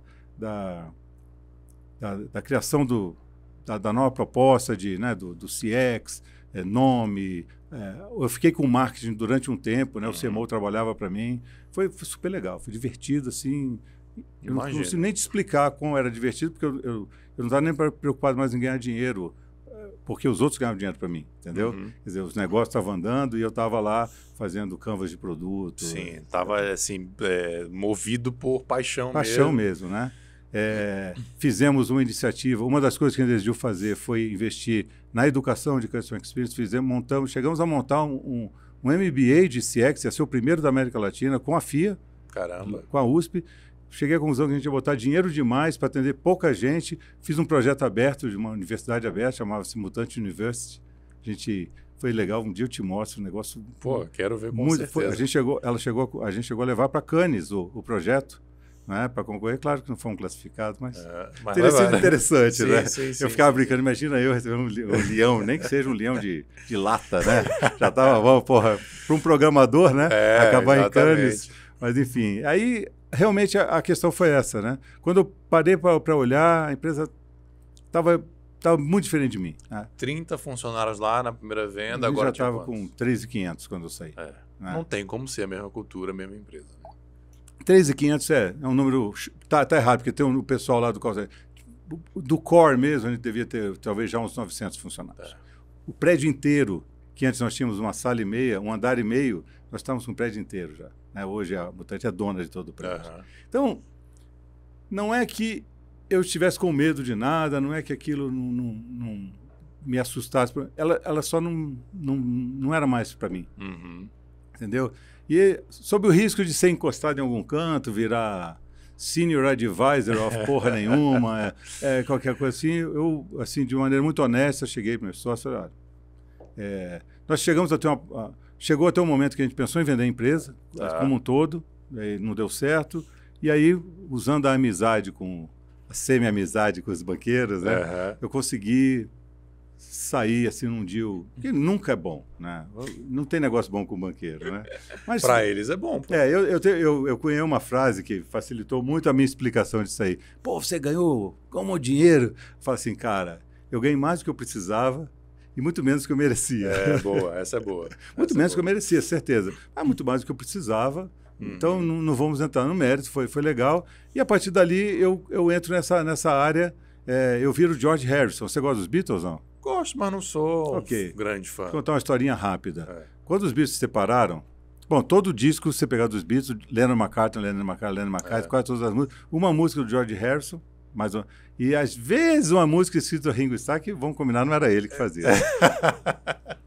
A característica das músicas do George Harrison é que elas eram ótimas. Here Comes the Sun, né? Boa. While My Guitar Gently Weeps, são músicas legais. Mas, quando eles se separaram, ficou público, veio a público um disgruntled, uma chateação que o George Harrison tinha com os dois. Pô, esses caras nunca deixam eu botar minhas músicas aí. E o George Harrison vai lá e lança, pela primeira vez na história do rock, um álbum triplo. 3 LPs, eu tenho ele. Comprei em Londres, as bolachas mesmo. 3 LPs. A bosta, cara. Pense no... Olha, é uma maldade. O George Harrison pôs o nome dele naquele disco. Tem uma música boa. Guess what, né? Ele faz uma música boa, sim, né? De vez em quando ele acerta. Que é My Sweet Lord, né? Que é uma música legal e tudo mais. E só, o resto é uma porcaria. Assim, juro, eu nunca nem ouvi mais do que uma vez, sabe? Então eu dei uma de George Harrison, né? Quando eu saí, eu falei assim, eu vou fazer tudo que esses caras não me deixavam fazer aqui, né? Pô, área de inovação, o negócio é startup. E abriu uma aceleradora. Não, Galo, eu achei que o Galo ia falar assim pra gente agora. Não, então, eu ganhei um bom dinheiro aí, vendi 50 e poucos anos, já, sei lá, 30 anos de cara. Não, tava com 60, tava com 60. 60 anos, é óbvio que ele falou assim, aposentei e fui morar na praia. Óbvio que esse é o fim da história, a gente acaba o podcast aqui. Eu falo que a minha, não foi bem uma aposentadoria, foi uma sabática, durou 17 horas e 45 segundos, né? E eu cheguei e falei assim, chega, né? Cara, é impressionante, eu já conversei com alguns empreendedores aqui, eles falam assim... Até tentei tirar um sabático, mas aí era de um ano, mas aí com 3 meses, 2 meses... 3 meses é bom, hein? O cara é bom, o cara é bom ainda. Eu acho que foi o Anderson que me falou isso. Eu acho que com 2, 3 meses eu... O fato é o seguinte, cara, que... bom, tem uma coisa nessa história que eu fui obrigado a ficar com o No Compete. Claro. E ele era pago. Então, o Gringo perguntou, o que você quer fazer com isso? Eu falei, olha, tem uma coisa que eu quis fazer, foi inovação. Pô, legal. Aí eu... Com o dinheiro da empresa, eles pagaram, eu montei uma aceleradora. Você conhece a ACE, né? Sim. Então, o Pedro Valgarto, o carequinha, ele fez um white label de uma aceleradora para mim, que era o Mutante Garage. Né? Porra, legal. Olha, cara, eu entendi por que 95% das startups morrem antes do primeiro ano. Por quê? Porque tem 97% de bosta. Você fala, pô, mas peraí, 95%, tem 2% de bosta que ainda sobrevivem. Que né? Consegue, ainda consegue enganar e passar para o próximo. Que os 3 ali, que realmente sobram, que podem, né, ir para frente.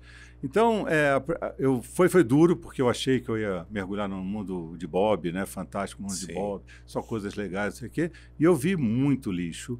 Eu vi muita gente despreparada, eu vi muita gente mal intencionada, eu vi muita gente que não tinha noção do que estava fazendo, mas, obviamente, que eu descobri umas gemas, né? Sim. Então, no final, a gente peneirou 3 mil empresas para o processo de aceleração, eu fiquei com 4. Né? Ficamos com 4 no processo.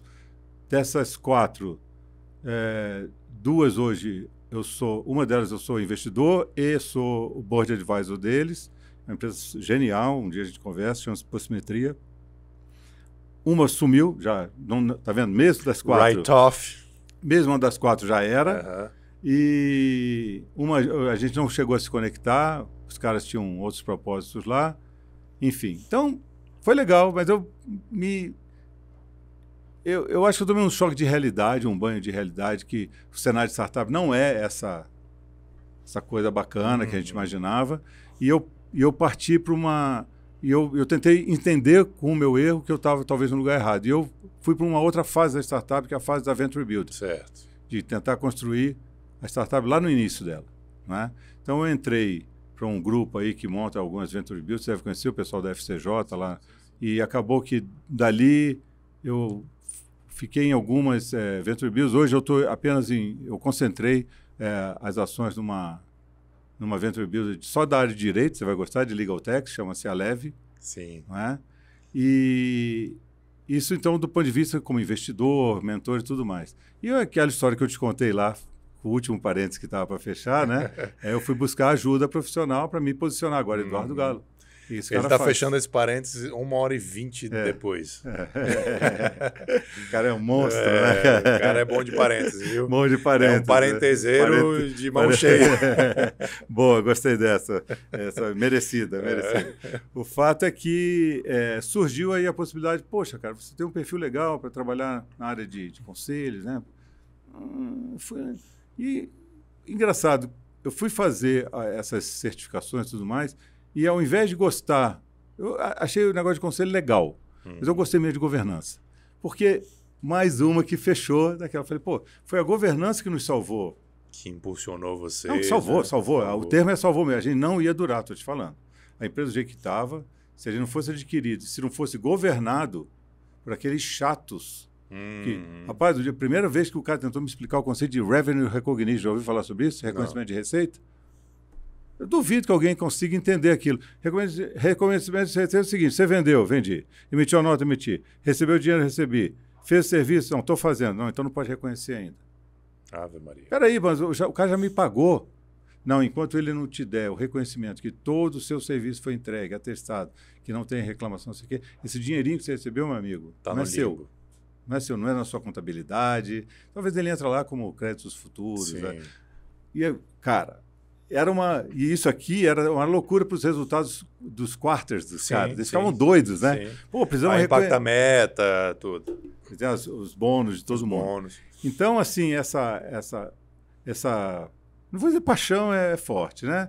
Esse apreço pela governança, né? E esse reconhecimento, na realidade, que a governança ela não é nem um tema, ela é um fator estruturante, né, do negócio, que bateu em mim. E a última fase é essa. Eu juntei com alguns caras que eu conheci dos meus cursos e tudo mais, pessoal lá do interior de Santa Catarina, sensacional, molecada, e impressionante, é um outro mundo de empresas familiares, pequenas e médias empresas, sedentas, né, de estruturação e tudo mais, e nós abrimos, então, uma boutique de governança. Legal. Né? Chama-se Governmar. Né? Tá indo bem, temos aí algumas coisas interessantes acontecendo. O que vocês fazem na Governmar? Eu só queria falar uma coisa.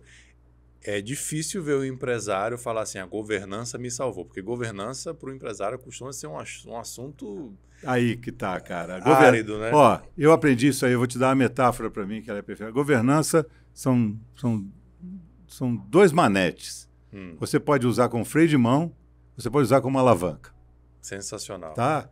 Maravilhoso. A governança... A gente cunhou, essa é coisa meio de marketing, né? Mas a gente cunhou, que não é bem cunhou um termo, a gente fala da governança transformadora construtiva, não construtivista, pelo amor de Deus. Pô, Paulo Freire fica em casa lá. Governança transformadora construtiva. É você entender que existe uma alavanca, que é o freio de mão, onde a governança atua como controladora, precisa. Necessária. Alçadas, limites, regimentos, controles, né? Beleza. Só que se você só usa essa alavanca, você vai dar um cavalo de pau no carro. Tá entendendo? Porque você quer andar e isso aqui segura. Então, eu acredito de igual forma que você tem que descer com a parte de construção. E a governança, ela é a chance que você tem de transformar a sua empresa, isso aqui é para mim a definição mais legal, ela é a chance que você tem de transformar a sua empresa numa empresa perene. Perfeito. Tá certo? O modelo governante construtivo, ele preconiza uma defesa ao CNPJ, ao trampo. Porque ninguém defende o trampo. O capital não defende o trampo. O capital quer que o trampo valha mais.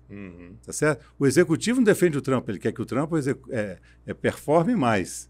O funcionário não defende o trampo, ele quer que o trampo pague ele, não é? Justifique. Então, a governança, desse jeito que a gente trabalha, ela assume esse controle, esse fomento, né, do desenvolvimento. É difícil. O que a gente faz aqui é dividir em vários pilares, né, trabalhar esses pilares isoladamente e sair um pouco daquela coisa que o órgão de governo não se mete na execução. Às vezes você tem que descer um pouquinho. Né? Tá. Às vezes você tem que reconhecer que um problema operacional ele é a consequência de um problema de estratégia, de um problema fundamental que não foi resolvido. Então, se eu tenho um problema hoje que estão roubando o dinheiro, é porque eu não me preparei governantemente para ter uma auditoria, para ter uma controladoria forte, governante, para aquilo ali. Então, a ideia é interessante, cara. Mas na Governmar é o quê? É consultoria? Vocês têm conselheiros? A gente não gosta de usar o termo consultoria, mas não dá para escapar, que acaba sendo um trabalho consultivo. Mas eu digo que ele é um trabalho mais do que consultivo, porque a gente, de fato, eu tenho que virar o melhor amigo do seu Joaquim, que é o sócio fundador, o único CEO da empresa de metalurgia dele. Esse cara não tem melhor amigo. Sim. Os filhos dele querem pegar o poder dele, estão lá se engalfiando para ver quem vai ficar com o quê, o outro sócio dele minoritário não sei o quê, ele já está de saco cheio, os concorrentes, ele não tem melhor amigo. Quem é melhor amigo desse cara? Quem é melhor amigo do negócio dele? A família dele enche o saco porque quer, obviamente, um dividendo maior, porque quer comprar um iate. Quer que empregue o sobrinho, o primo. Exatamente. Então, você também para chegar para esse cara e falar assim, seu Joaquim, vamos botar um conselho de administração aqui, botar ordem nessa casa? É demais. É um choque muito grande, você não vai conseguir fazer isso. Não é? Então, a ideia é que a gente consiga se juntar a ele e fazer um assessment e falar, olha, você tem vários problemas aqui que estão impedindo você de crescer e de ganhar dinheiro. Pode ser. Normalmente, cara, não escapa disso. Estratégia, pessoas, sucessão familiar, financeiro e os outros lá que a gente coloca, tipo parte de sistemas e às vezes posicionamento de produto, mas é raro, por incrível que pareça, né? Se você resolve esses grandes temas primeiro, principalmente questão de posicionamento estratégico, começa com pessoas. Né? A empresa dá um salto aí. Né? Pessoas, sucessão. Se você acerta a sucessão familiar de uma empresa familiar, você cria um conselho de família. Só que isso é proposto para ele não como uma entrega de execução de consultores. Eu proponho como um blueprint, né, como uma sequência de coisas que são feitas e eu o ajudo a implementar a partir de alguns squads. Então, o meu trabalho é montar squads. O trabalho da Governmar é identificar esses problemas e propor a solução desses problemas através de iterações rápidas. Aí veio o sangue programador e trouxe os squads, os sprints. Exatamente. Ágil, a metodologia é ágil total. Tá? Eu não escondo. Aliás, está escrito no nosso folheto, né? A gente deixa isso muito claro. O que acontece? Por exemplo, eu chego lá e identifico que um dos problemas que está muito premente para ele é um problema de sucessão. Sei lá, o cara está doente, quer ir pescar já está numa idade mais... Enfim, a família está lá brigando. Então, o cara tem um problema de sucessão, tem um problema de estruturação de holding familiar. Eu não vou fazer isso, eu vou contratar você para fazer. Sim. Tá entendendo? Não, eu estou falando sério. Aí eu chego aqui e falo, cara, tá afim, o trampo é esse, eu tenho um limite, eu tenho um budget limitado, tá certo? E eu fico do lado do seu Joaquim, de amigo dele, ó. Chamei meu amigo para fazer, mas eu tô aqui. Eu tô aqui. E o senhor paga ele. Isso. Né? E eu não quero nem nada, não quero participar. E se precisar dar porrada nele, eu vou dar porrada nele. Eu vou dar nele. porrada nele, até porque você não vai me pagar, não vai me pagar nenhum jabá, perfeito. Entendeu? Então eu te contrato profissionalmente. A mesma coisa pode ser com um auditor fiscal, um auditor para fazer uma controladoria, fazer uma auditoria. Pode ser para desenhar estratégia. A gente tem feito muito desenho de estratégia. Então, é engraçado que quando a gente começa o desenho de estratégia da empresa, o pessoal acha que você vai sentar, consultor, né? E fazer... Eu faço SWOT do cara, eu explico o que é um SWOT, ajudo ele a fazer o SWOT, entendeu? Mas o SWOT não é meu, é dele. É dele, não é? Mas você falou uma coisa muito interessante, galera. Quando a gente faz muita reestruturação lá no escritório, né? Empresa familiar ou não familiar e etc. E eu sempre tento explicar também para o empresário, falei assim, cara... Eu sei fazer muito bem a parte jurídica, mas tem a parte que não é jurídica. Vamos atrás de uma consultoria. É isso aí. Porque são trabalhos que andam juntos. Eu posso te fazer toda a parte jurídica linda, mas isso pode não se conectar com a sua realidade. Perfeito, cara. Vai ser um papel na tua gaveta lá. Perfeito. Assim, aí você fala, pô, mas você vende conselho? Não, eu não faço isso esperando vender um conselho para ele. Aliás, a última coisa que eu falo, a última palavra que eu uso, né, numa conversa dessa é conselho. Por incrível que pareça, quando isso começa a evoluir, ele se sente... A empresa se sente bem com você ali. Sim. Se sente bem com a nossa presença. Não somos nós que estamos fazendo. Nós estamos preconizando, alinhando e é quase como se fosse um gerente de projeto de governança, tá? É boa essa, né? E, pô, eu sou PMP. Então... Nossa, que surpresa! Então, essa é a jogada.